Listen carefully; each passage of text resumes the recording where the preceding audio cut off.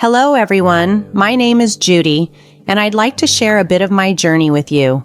I'm 35 years old and work at a public relations firm in Los Angeles. I have chosen not to have children because I never felt prepared for motherhood, and looking back, I'm somewhat relieved by that decision. Life became quite chaotic after I married. It's difficult to admit, but I regret getting married. Just 3 years into my marriage, it had turned into a distressingly uncomfortable lifestyle. My parents, who live with me, have always been incredibly supportive and protective of my privacy, especially around strangers. They didn't deserve to be dragged through the difficulties that arose because of my decisions. I blame myself for the turmoil. I was unfortunately naive and too trusting, often seeing people who were kind to me as faultless. As I write this, my mind drifts back to the day I first met Raymond. It was a nondescript afternoon, marked by the typical sounds of a busy office, phones ringing and colleagues deeply engrossed in their work. I had just started at the agency, unaware that this ordinary day would start a series of events that would deeply intertwine our lives and lead me into the very mess I lament. Navigating the maze of cubicles on my first day, I noticed Raymond, a tall, bespectacled man radiating a calm confidence and warmth that naturally attracted others. Our paths crossed soon after during a brainstorming session for a client's campaign. "You're the newbie, right?" Raymond asked with a friendly smile. "Yes, I just joined. This place is wonderful and they even have a great coffee machine," I replied. "Yeah, this place shines up well. Many don't realize how chaotic it can get once everything is in full swing. You'll find yourself in countless meetings, some of which are just excuses for dull lectures, but luckily our boss is pretty relaxed. How often do we get breaks here?" he continued. "I'm hoping for frequent short breaks. My back can be unforgiving at times," I mentioned. "Oh, same here. There are comfortable sitting areas around, and you can shift spots whenever needed. The coffee machine is just over there. By the way, which cubicle are you in? It's always nice to meet someone new, and even better if you end up as desk neighbors," Raymond concluded, making me feel immediately more at ease in my new environment. Brian is the one situated in the first row, one seat from the left. As Brian and I started working closely, our collaboration on various projects allowed us to exchange ideas and dive into engaging, spirited discussions. I was particularly struck by his creativity and intelligence, and I admired his innovative thinking. We found a seamless rhythm working together, ideas flowing back and forth without effort. Our connection soon spilled over the office boundaries, revealing shared interests ranging from a mutual appreciation for indie music to a passion for uncovering the city's hidden spots. As weeks turned into months, what began as professional camaraderie evolved into a genuine friendship. One day, Brian approached me with an exciting offer. "Hey, I've got these 3 concert tickets. Want to check it out with me?" I hesitated. "Oh no, those underground ones? You know I'm claustrophobic. I'd probably faint from the crowd and the heat." Brian chuckled. "No, it's nothing like that. It's at a cafe nearby. One of my favorite indie artists will be performing. It'll be fun. Plus, we get a discount on food because of the tickets. Their gnocchi is fantastic. You'll love it." I was still uncertain. "I have a curfew, you know. My parents are strict about me being home by 11. And don't concerts start late?" "Well, technically this one starts at 9. We could head there around 8:45, grab some food, and chat before the show starts. I promise I'll have you back by 10:20, Brian reassured me. "Okay, fine, but if this turns out to be boring, you're paying for everything," I agreed, half joking. This simple arrangement brought us closer, allowing our friendship to deepen naturally without any pretenses or forced attachments. It was just 3 friends hanging out, with no expectations or hidden agendas.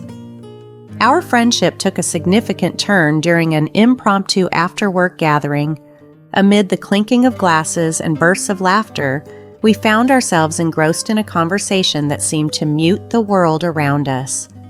As we delved into deeper topics, discussing our fears, dreams, and vulnerabilities, time seemed to pause.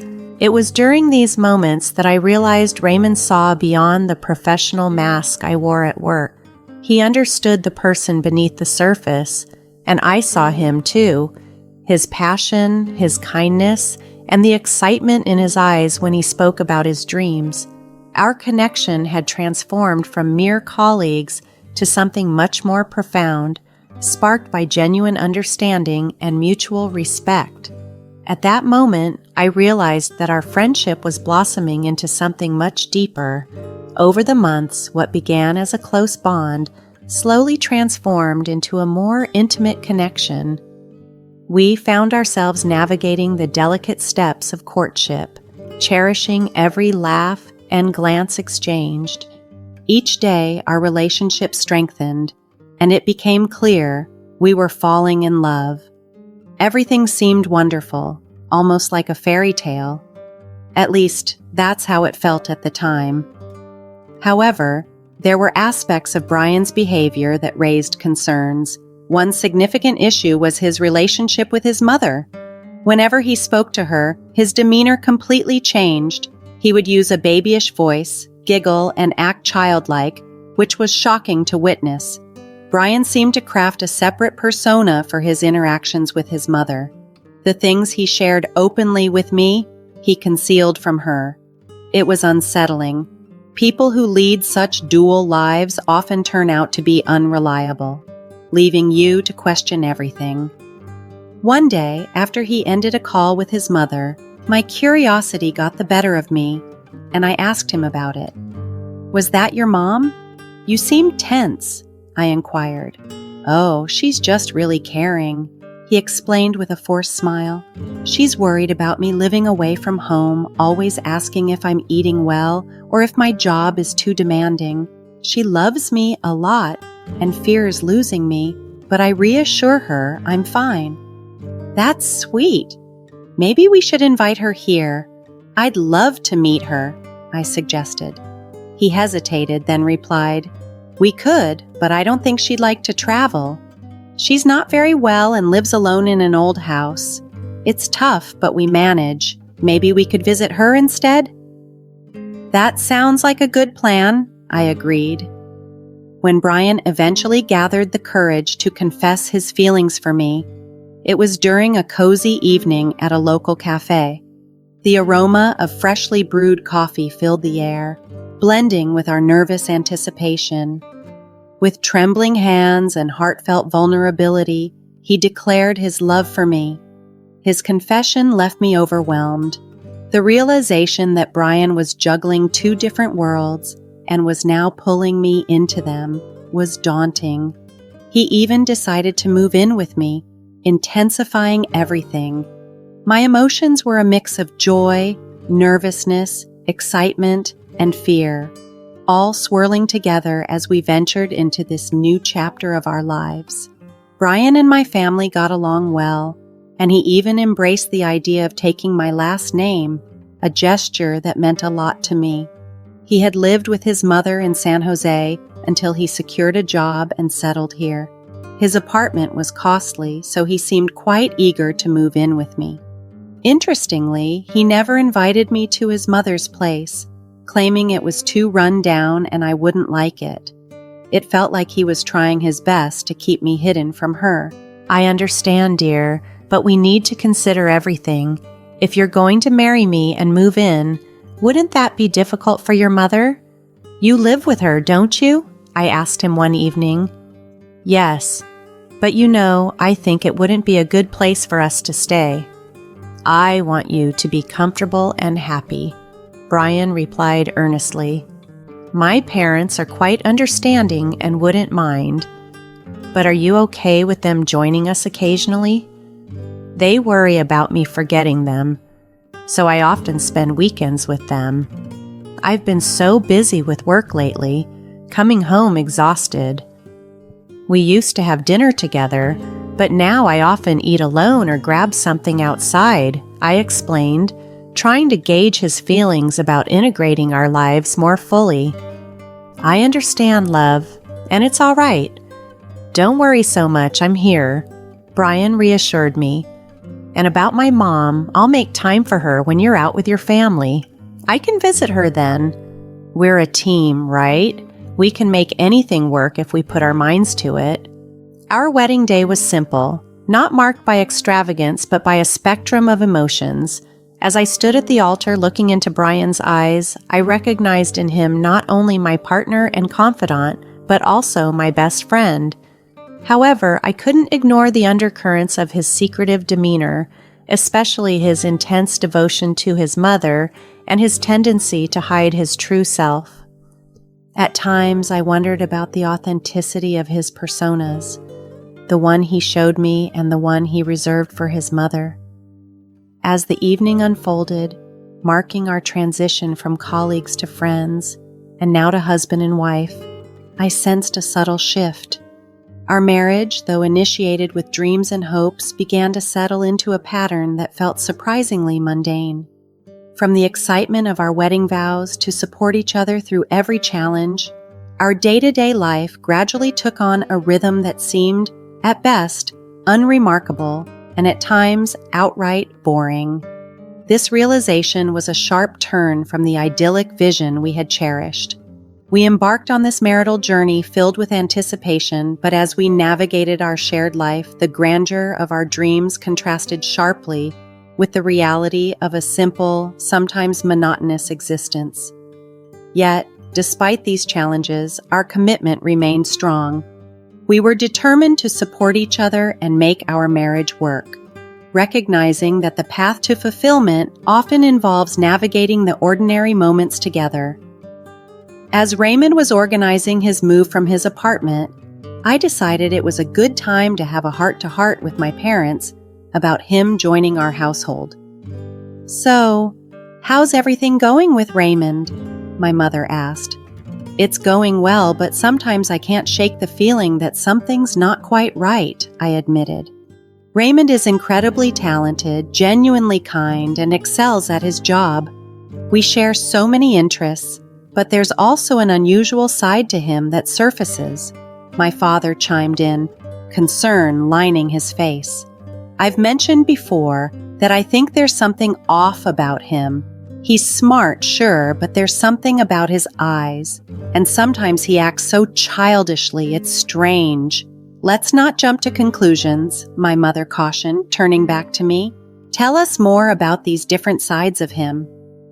"You're both right to some extent. He does seem to have multiple facets to his personality. At work, he's relaxed and jovial, but around his mother, there's a noticeable shift. He becomes very different, almost subservient," I explained. "He's a typical mama's boy then," my father remarked, not unkindly. "He's an only child and his mother's a divorcee, right? It's not that surprising." "But I haven't even met her," I said, feeling frustrated.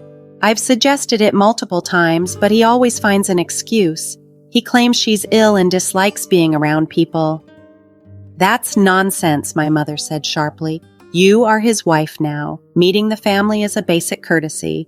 And another thing, he wants to move in with us, bringing all his belongings.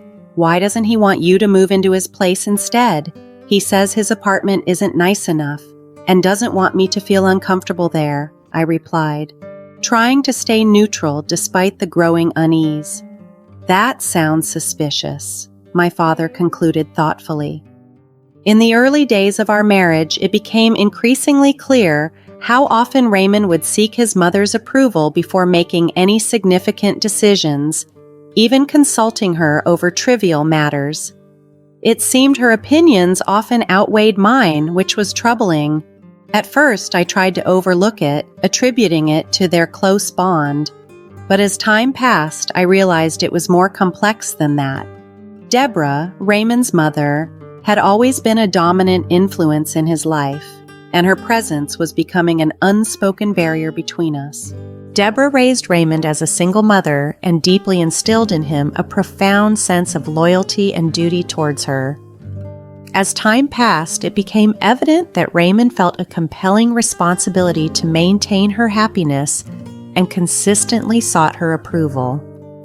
Over the years, I increasingly found myself relegated to a secondary role in Raymond's life. Our shared aspirations and decisions often had to accommodate Deborah's preferences, whether it was choosing a paint color for our living room or selecting a vacation spot. Deborah's opinions always seemed to take precedence, leaving me feeling more like an outsider than a partner in my marriage, constantly eclipsed by her overbearing influence. Whenever I tried to address this dynamic, I faced significant pushback from both Raymond and Deborah. They perceived their close bond as a beautiful expression of love and devotion, while I viewed it as an unhealthy obsession that was gradually undermining our relationship. "Raymond, we're still going on that trip to France for our honeymoon, right?" I would ask, seeking reassurance. "Yes, don't worry. I'll be booking the tickets soon. Mom's fine. I just took her to the doctor. She's stable," Raymond would respond, trying to alleviate my concerns. However, it became apparent that Deborah harbored a strong dislike for me, and she did not shy away from manipulating her son to drive a wedge between us. Initially, I dismissed her behavior as typical mother-in-law antics, hoping things would improve over time. But as the months unfolded, her tactics became increasingly calculated and harmful. She would call Raymond, subtly belittling me, questioning my qualities as a wife, and casting doubts about my character. Deborah's disapproval cast a shadow over our marriage, and it was disheartening to see how easily she could influence Raymond's opinions and emotions. She was adept at exploiting his vulnerabilities, using guilt and manipulation to undermine our relationship. Whenever we encountered a disagreement or a challenge, she was there, whispering toxic doubts into his ear, sowing seeds of discontent and dissatisfaction. The atmosphere became increasingly toxic, leaving me feeling isolated and powerless.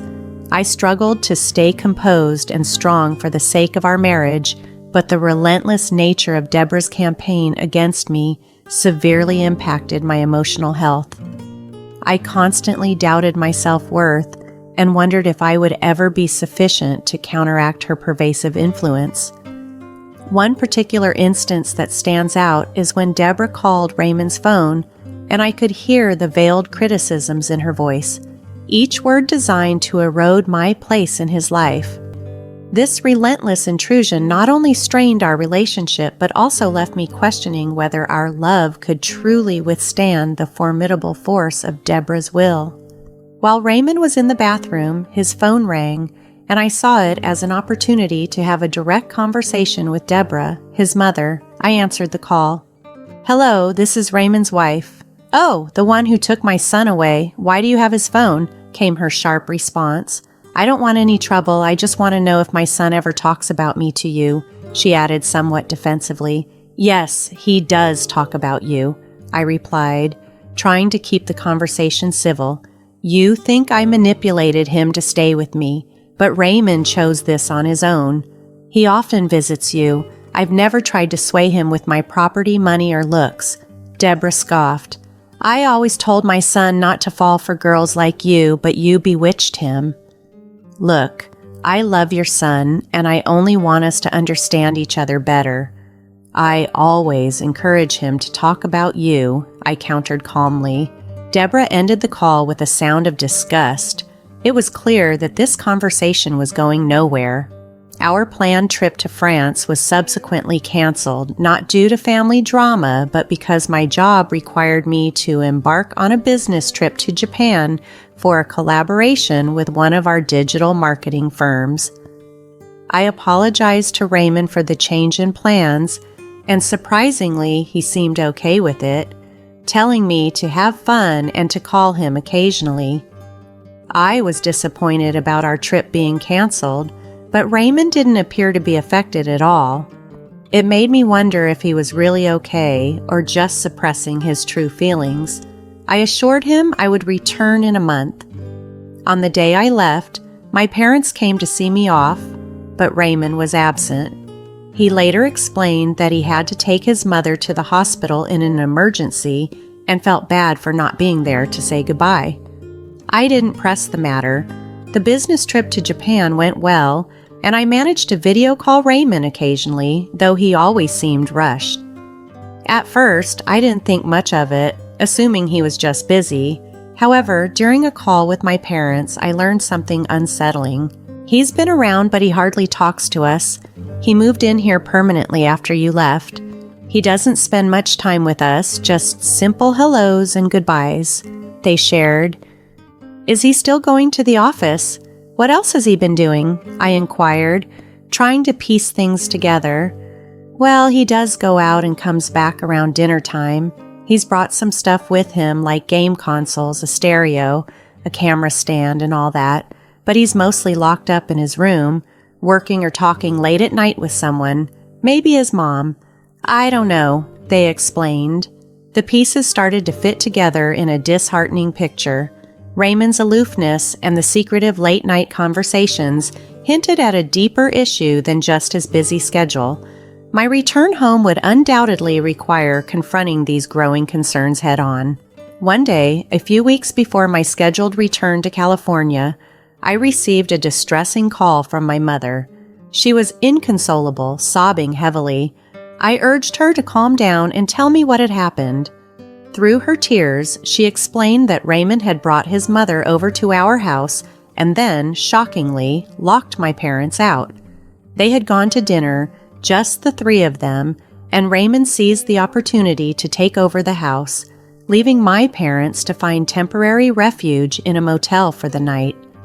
I was livid, feeling like a ticking time bomb, my heart racing with anger and disbelief. I knew Raymond needed to be taught a lesson. My neighbors, who were very fond of my parents, were outraged when I called them. I reported the incident to the police, but they dismissed it as a trivial family matter and said I needed to be present to press any charges. Determined, I booked the next available flight home, which took 2 grueling days. By the time I arrived, it was midnight, but I was prepared. I always carried a spare key. I called some neighbors, and they were shocked that my parents hadn't come to them earlier for help. Together, we marched to my house. I unlocked the door and found Raymond lounging on the couch, watching TV and laughing with his mother. Overcome with fury, I stormed in and grabbed Raymond by the collar, shaking him as my anger poured out.